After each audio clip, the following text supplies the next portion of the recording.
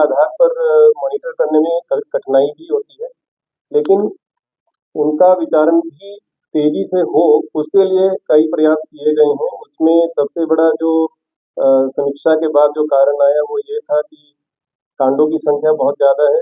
न्यायालयों में जब तक साक्षी उपस्थित नहीं होंगे, विचारण की गति में तीव्रता नहीं आएगी। साक्षी के उपस्थित नहीं होने के कई कारण हो सकते हैं। तो उसमें जो सबसे बड़ा जो कारण रहता था वो ये था कि जो कोर्ट ने आदेशिकाएं निर्गत की हैं, समन है, वारंट है, अटैचमेंट्स हैं, उसका समय पर निष्पादन कराना, वो एक सबसे बड़ा ऑब्जेक्टिव लेकर के पुलिस महानिदेशक द्वारा इस पर इनिशिएटिव लिया गया और फरवरी 2025 में ही उनके द्वारा एक पुलिस आदेश निर्गत किया गया है, जिसमें कोर्ट नायब की व्यवस्था लागू करने पर बल दिया गया है। ये बिहार पुलिस के लिए एक नया कंसेप्ट है।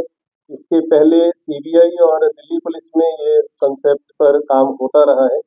तो उनके सिस्टम को स्टडी करने के बाद अब प्रयास ये है कि बिहार पुलिस में भी सीबीआई और दिल्ली पुलिस की तर्ज पर कोर्ट नायब की व्यवस्था लागू की जाए। इसमें 3 प्रकार के पद, ये सृजन तो हम नहीं कहेंगे, लेकिन प्रतिनियुक्ति के लिए 3 प्रकार के पदों का नाम दिया गया है। उसमें सबसे पहले है कोर्ट प्रभारी या कोर्ट ऑफिसर जिसको कहा जाएगा। ये एक इंस्पेक्टर या सब इंस्पेक्टर रैंक के ऑफिसर होंगे जो डिस्ट्रिक्ट लेवल पर जितने कोर्ट्स हैं, सेशन कोर्ट हैं, एडिशनल सेशन कोर्ट्स हैं, स्पेशल कोर्ट्स हैं, उसके बीच में कोऑर्डिनेशन का काम करेंगे। फिर इसी तरह से एक अलग से एक कोर्ट ऑफिसर रहेंगे जो मजिस्ट्रियल कोर्ट्स में कोऑर्डिनेशन का काम करेंगे। इसी तरह सब डिविजनल लेवल पर भी जो कोर्ट्स हैं उनके लिए एक अलग ऑफिसर रहेंगे, इनको कोर्ट ऑफिसर का नाम दिया गया है।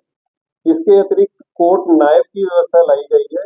हर कोर्ट में कम से कम एक सिपाही अथवा उससे वरीय स्तर का पुलिस पदाधिकारी प्रतिनियुक्त किया जाएगा, जिसका कार्य ये होगा कि जो दैनिक रूप से कोर्ट से आदेशिकाएं निर्गत हो रही हैं, समन, वारंट, अटैचमेंट, उन सबको वहां से प्राप्त करना और उसके बाद संबंधित थाना को भेजना। थाना पर एक अलग कोर्ट नायब की व्यवस्था है। जो न्यायालय में कोर्ट नायब रहेगा उसको कोर्ट नायब न्यायालय का नाम दिया गया है। जो थाना में कोर्ट नायब रहेगा उसको कोर्ट नायब पुलिस थाना की संज्ञा दी गई है। तो जो कोर्ट नायब न्यायालय में है वहां से आदेशिकाएं प्राप्त करेगा, उसकी एंट्री करेगा रजिस्टर में। उसके बाद वो जो थाना से संबंधित जो कोर्ट नायब है वो प्रतिदिन न्यायालय में जाएंगे, वहां से सभी न्यायालय के कोर्ट नायब से संपर्क करेंगे और उन कोर्ट से जो जो आदेशिकाएं निर्गत हैं उनको प्राप्त करेंगे, थाना में ले जाकर के फिर से एंट्री करेंगे। तो 2 जगह पर एंट्री हो रही है, क्रॉस चेकिंग रहेगा, डाटाबेस मेंटेन होगा, मिसिंग होने का स्कोप कम होगा। इसके अतिरिक्त कई बार पहले ये भी होता था कि कुछ आईओ जो है, जो इन्वेस्टिगेट कर रहे हैं, अनुसंधानकर्ता जो है, वो सीधा कोर्ट में अपने अपने केस के लिए रिक्वेस्ट करके, प्रेयर करके और वारंट या कुर्की इत्यादि प्राप्त कर लेते थे। उसका लेखा जोखा कहीं पर नहीं रहता था। अभी इस प्रक्रिया के आने के बाद कोर्ट से कोई भी प्रोसेस जब भी निर्गत होगा, चाहे वो समन है, वारंट है, अटैचमेंट है, कुछ भी, उसका लेखा जोखा 2 अलग अलग जगहों पर निर्धारित हो रहा है। एक कोर्ट नायब जो कोर्ट न्यायालय में है और दूसरा कोर्ट नायब जो पुलिस थाना में है। 2 अलग अलग पंक्तियां संधारित की जा रही हैं। इसको हर महीने के अंत में रिकनसाइल भी किया जाएगा ताकि कोई एंट्री कहीं पर छुटी नहीं हो। जब ये कोर्ट नायब न्यायालय वाले ने, जब कोर्ट नायब पुलिस थाना वाले को जब रिसीव करा दिया, तो उसके बाद एसएचओ की जिम्मेवारी होगी कि वो उस प्रोसेस को इमीडिएटली किसी न किसी पुलिस ऑफिसर को एग्जीक्यूट या सर्व कराने के लिए, जैसा भी केस हो, वो किसी न किसी को प्रस्थानित कर देंगे। उसके बाद जब उसका एग्जीक्यूशन हो जाएगा, सर्विस हो जाएगा, उसकी एक रिपोर्ट फिर उसी चैनल से वापस न्यायालय में जमा होगी। पुलिस ऑफिसर सीधा न्यायालय में जमा नहीं करेगा। जो पुलिस ऑफिसर है किसी भी थाना में जिसने उसको समन को सर्व किया है या वारंट को एग्जीक्यूट किया है, वो उसकी सर्विस रिपोर्ट या सम्मन रिपोर्ट थाना के कोर्ट नायब को देगा, वो उसकी एंट्री करेगा। उसके बाद वो फिर न्यायालय के कोर्ट नायब को देगा, वो वहां पर उसकी एंट्री करेगा और फिर पीबी के माध्यम से या एपीओ के माध्यम से, जो भी जिस कोर्ट में जिस स्तर के भी पदाधिकारी हैं उनके स्तर से उसको कोर्ट में समर्पित किया जाएगा।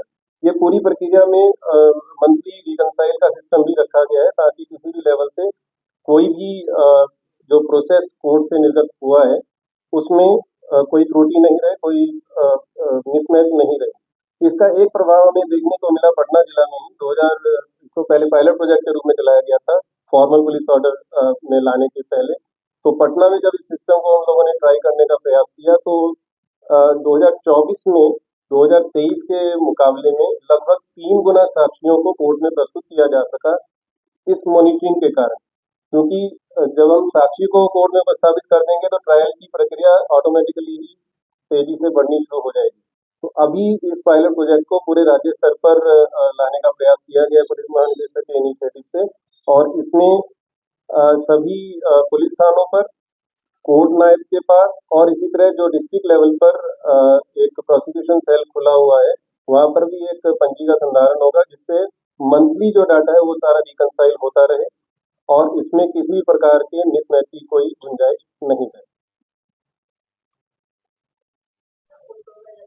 ये कोई नया पोस्ट नहीं है, जो उपलब्ध पुलिस पदाधिकारी हैं, पुलिस कर्मी हैं, उन्हीं में से पुलिस कर्मियों की प्रतिनियुक्ति की जानी है। ये पद क्रिएशन नहीं है, पोस्ट का क्रिएशन नहीं है, केवल एक संज्ञा दी गई है उस पद को।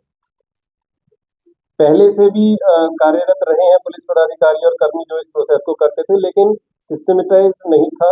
उस पूरे सिस्टम को एक इंस्टीट्यूशनलाइज करने के लिए ये प्रक्रिया लाई।